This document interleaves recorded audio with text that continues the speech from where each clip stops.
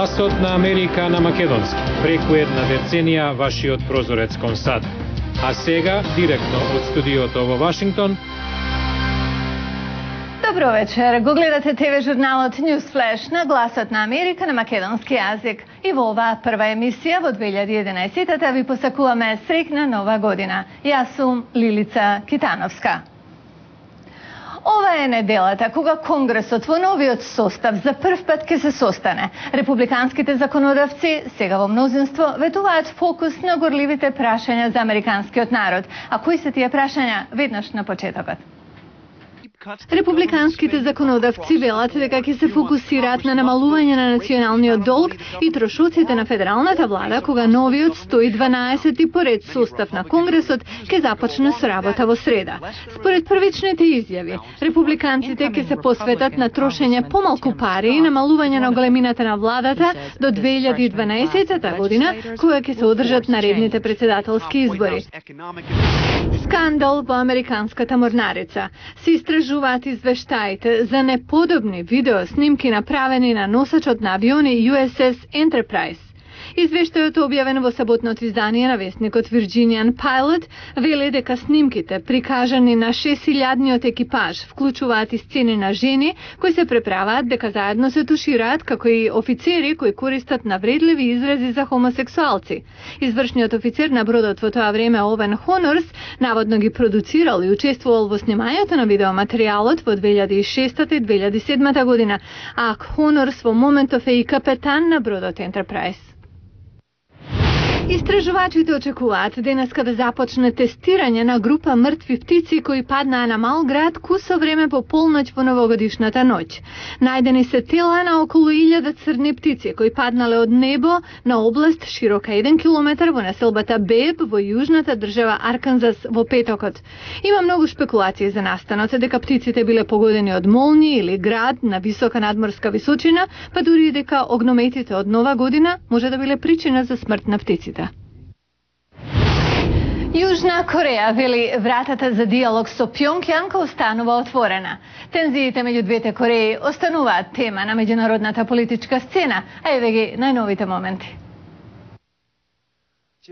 Јужнокорејскиот председател Ли Мјанг Бак вели дека има место за диалог со Пјонгјанг, иако ветува нова одбранбена стратегија за да ја покаже на Северна Кореја дека не може да добие ништо со воен авантуризам.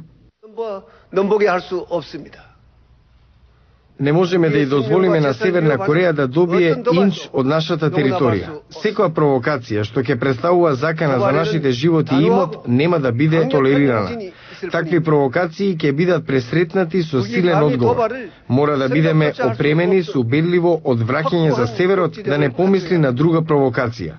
Во оваа смисла, јас ќе ги засилам напорите за реформа на одбраната. Ли кажа дека југот мора да изгради својата одбрана против друг напад како оној од ноември, кога Северот употреби артилерија на островот Јонгпјонг. Тогаш беа убиени 4 од Јужна Кореја. Ли исто така рече дека доколку Северот покаже искреност, југот е подготвен драстично да ја засили економската соработка со Пјонгјанг. Патот кон мир е се уште отворен. Вратата за диалог се уште отворена. Доколку Северот покаже дека е искрен, не имаме и волја и план драстично да ја засилиме економската соработка со Северот заедно со меѓународната заедница. Говорот дојде 2 дена откако државните медиуми на Северна Кореја објавија уреднички коментар во кои се вели дека тензиите на полуостровот треба да бидат амортизирани што е можно побрзо. Коментарот повикува на порешителна кампања за подобрување на интеркорејските релации. Научниците во Африка најдоа креативно решение за најсмртоносната болест во светот – джиновски глувци. Животните со исклучително чувствителни носеви тренирани се за откривање на присуство на бактерии на туберкулоза. Гледате понатамо. Туберкулозата е болест што може да се третира со антибиотици, но сепак убива близу 3 милиони луѓе секоја година. Поголемиот дел од тие смртни случаи се во субсахарска Африка, каде на болеста подлегнуваат обично луѓе инфицирани од ХИВ вирусот. Голем проблем во војната против туберкулозата е раното дијагностицирање. Бактеријата што ја предизвикува е тешко брзо да се открие во слузот под микроскоп. Понекогаш се потребни недели или дури месеци бактеријата да е забележлива во културата на плунката. Во Танзанија научниците дошла до интересна солуција за дијагностицирање на туберкулозата – джиновски африкански стаорци кои се ендемични за регионот. Во објект на истражувачка медицина наречен АПОПО, научниците веќе ги имали истренирано стаорците да откриваат неексплодирани нагазни мини во почвата по години по граѓански војни во соседните држави. Сега научниците ги истренирале тие животни да откриваат мирис на бактеријата на ТБ во примерок на плунка. Глодарите се шетаат долж челичен кафез, мирисајќи во отвори на дното, каде има примероци на плунка што може да бидат позитивни за ТБ. Тие се истренирани да застанат кога ќе намирисаат таква, а за награда добиваат банана, нивната омилена храна. Да видат кој е поверодостоен, стаорецот или техничарот со микроскоп, направен е тест на 10.000 примероци кои веќе биле анализирани од техничар. Техничарот нашол околу 1300 случаи на туберкулоза, а стаорците тие плюс 620, што е за околу 44% подобро. Студијата ја предводел професорот на Универзитетот на Западен Мичиган Алан Полинг. Брзината е клучна, а тука глувците се во предност. Не сакам да претерувам пред да имаме повеќе информации, но едно знаеме, тие се многу побрзи. Но користењето на глувци не е лесно, зашто механизмот за нивно одржување во голем број не е едноставен. Додека се бараат по практични начини за брзо дијагностицирање на туберкулозата, работата на АПОПО продолжува.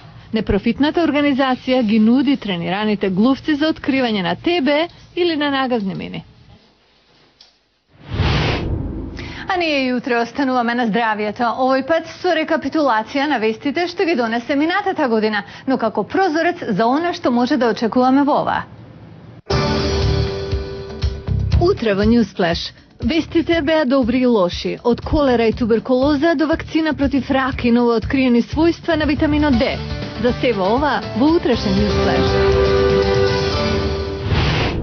Ова беше Newsflash на Гласот на Америка на македонски јазик, а јас сум Лилица Китановска. А за многу повеќе содржини појдете и на нашата веб страница glasnaamerika.com. Пријатна вечер.